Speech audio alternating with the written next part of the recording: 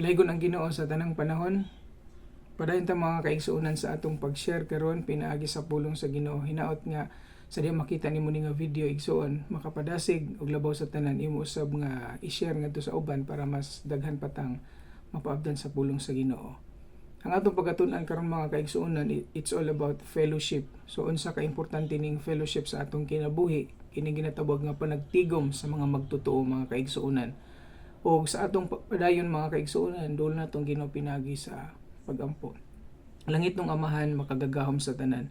Among gihangyo Ginoo ang imong padayong pagpataliwala namo, dili namo kaya Ginoo kun wala ka. Samtang kami magatuon o samtang ako magapaabot sa imong mga pulong, hinaot Lord, gamiton nimo ni nga higayon Ginoong Dios para makakaton kami ug maglambo kami sa imong pagpangalagad. Imo ang himayag dungog sa imong pangalambalaan. In Jesus name.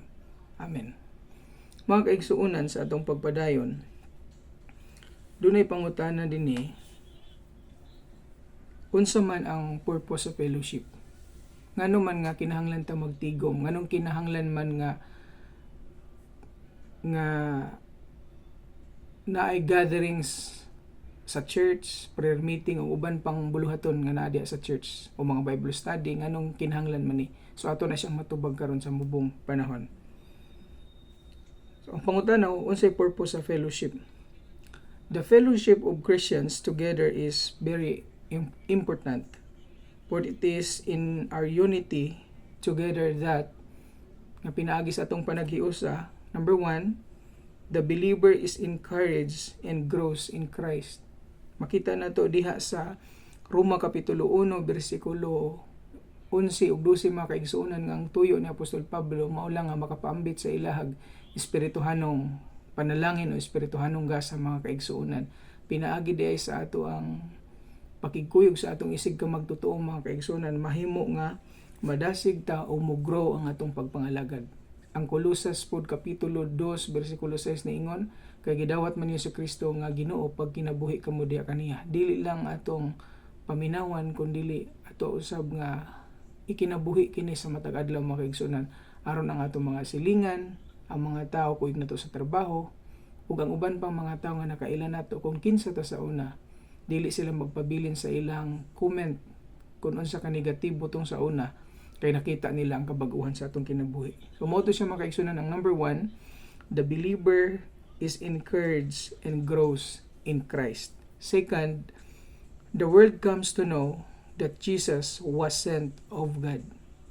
So pinaagi di ay sa fellowship mga kaigsuonan o sa ato ang pagkinabuhi nga uyon sa kabubuton sa Ginoo, mahibalo ang mga kasilinganan, mahibalo ang mga katawhan nga wala pa nakaila sa Ginoo, nga tinuod ang Ginoo nga atong gisimbag gialagaran, nga tinuod nga si Ginoong Hesukristo gipadala dinhi sa kalibutan, ug ang purpose niya mga kaigsuonan nga luwason tong mga makasasala.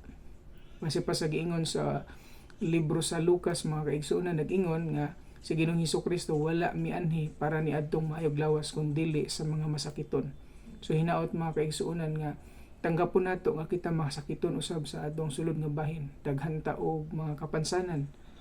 Sama sa dunay mga kayugot, dunay mga kabug-at, dunay mga kasakit nga nasa sulod nato mga kaigsuonan nga hangtod karon ato pa ning gidaladala ug mao kini ang makapababag usahay sa atong pagpangalagad sa Ginoo. Ingon din sa John 17 verse 22 and 23, ningon siya, I have given them the glory that you gave me, that they may be one as we are one, I in them and you in me. May they be brought to complete unity, to let the world know that you sent me and have loved them even as I have loved me. You love me. So diha na to makita mga kaigsuonan nga unta mahibalo ang mga tao nga tinuod tang mga magtotoo. So conditions of fellowship. The first is unsa may naa diha sa while nga nagtigom ta mga kaigsuonan, unsa may kinahanglan nga naa diha. Conditions of fellowship, number 1 is a basic commitment to one another. So doon na daytay commitment sa usag-usa. Ang verse na to, Romans chapter 12 verse 10, ingon din ni, be devoted to one another in brotherly love, honor one another above yourselves. Without a basic trust, there can be no fellowship. The depth of fellowship will vary according to the depth of commitment.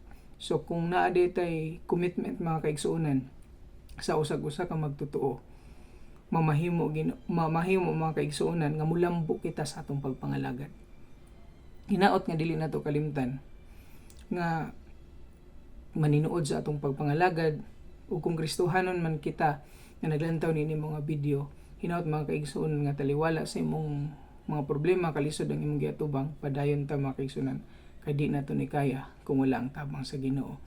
Ug kung kinsa ang mga gigamit nga instrumento ni Lord sa imong kinabuhi nga nahimo kang Kristohanon karon, hinaot nga imuhang painomduman sila, hinaot pasalamatan nimo ang Ginoo sa ilang kinabuhi, kay gigamit silang instrumento para makakat-on ta sa pagamaayo sa Ginoo. Number 2, under sa conditions of fellowship is our commitment must be based on agape. Nagabase kini sa gugma mga kaigsuonan. Agape is a one-way love which loves in spite of, not because of. Such a commitment therefore will be affected by the other person's inconsistent behavior. So bisan pa man ang ato ang mga kaigsuonan sa pagpangalagad, nanto na to usab-usab ang kinaiha parihapod sa tua, tingala ta nga madasigon ay kaluya. So matawag na to mga kaigsuonan nga dili gyud hingpit no na mga kaulangon sa usag-usa. Bisan dili consistent ang pagpakita nato sa kaayo sa usag-usa, pag naaning gugma mga kaigsuonan, makapadayon gyapon ta ingon nga mga sumusunod sa atong Ginoo. So ang fellowship grabe ka importante. Madasig ka, dayon mo tubo ka sa pagpangalagad, mahibalo ang mga tao nga gipadala sa Ginoong Hesukristo dinhi sa kalibutan pinagi sa atong pagkinabuhi. Ang condition sa fellowship, una kinahanglan natin commitment, o sunod ang commitment nato diha nakabase sa agape. Dool sa katapusan mga igsoon, true fellowship is Christ-centered. So daghan kayong fellowship, pero daghan kayong panagtigom nga dili maayo. Please be open-minded lang ha. Daghan kayong mga pwede tapok-tapok sama aning paghisgot sa kinabuhi sa uban, pwede sa term na to slander. No kaning libak mga kaigsuonan. So kung kinsa mga tao hisgutan dayon, dili na siya maayo mga kaigsuonan tungod kay ang panagtigom maghisgutan dinhi kadtong panagtigom nga mo madasig ka and then mulambong atong pagpangalagad. Dili ka madasig sa negatibo, kundi madasig ka ng mga lagad sa Ginoo. Dul sa katapusan, our fellowship with one another is founded in our common commitment to Christ. In 1 John chapter 1 verse 3, ingon, and our fellowship is with the Father and with the Son Jesus Christ. So kung muna ang nakasentro mga kaigsuonan, dili imposible nga mahimong madasig ta sa atong pagpangalagad. Sunod niingon dinhi, number 4 sa conditions of fellowship, walking in the light. So kinahanglan pod maglakaw ta diha sa kahayag mga kaigsuonan. And then sugiray ta sa atong mga pagkulang, confessing our own sins to others, or lovingly covering another sin. So buot pasabot mga kaigsuonan nga namang gyud magkulang, dili negatibo nga protektahan nga ingon nga dili nakasala siya, ingnon nga wala siya nakasala, kundi ang pag-cover mga kaigsuonan nga tabangan siya bisan nasa diha sa pagkulang mga kaigsuonan, tabangan siya nga dili niya i-hate ang iyang kaugalingon, nga dili siya malayo sa Ginoo, kundi dili pabati sa ilaha nga bisan natay mga pagkulang sa usa-usa nagihapon ang igsuon sa pagpangalagad. Mo na ka-importante ang fellowship para madasig ta igsuon. Okay, ang katapusan mga kaigsuonan, fellowship in the church means mo ni ang katapusan. Number 1, sharing all things. So kung unsay naapod sa uban, so pwede na ito na mabasa sa Acts chapter 4 verse 32 and Acts chapter 2 verse 44 and 45. Ningon din mga kaigsuonan, there were 3 stages of development in their fellowship in Acts 4:32. Firstly, they were one of heart, spirit.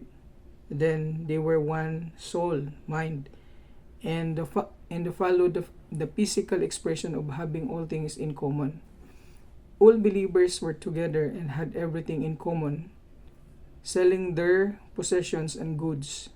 They gave to anyone as they had need in Acts 2:44 and 45. Number 2, laying down their lives.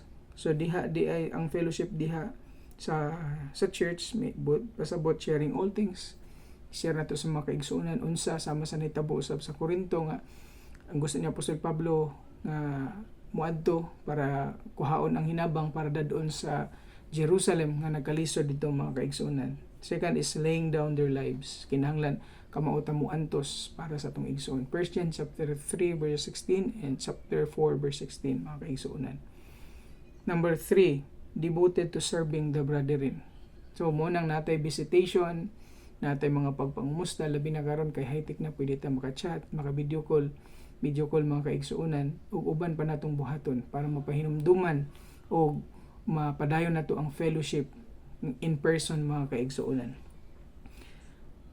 Number 4, being a channel of supply to others in need. So na may mga nanginahanglan og tabang. So hinaot dili na magduha-duha sa pagtabang kay kung unsay buhaton sa natos tong isig ka tawo mga kaigsuonan, pwede pod nga mahitabo na sa tuwa o si Lord pod mo gamit og instrumento para tagbuon ta sa panahon nga wa tay mahimo uni ang Ginoo gamhanan og siya ang nasayod kung unsay buhaton niya mga kaigsuonan.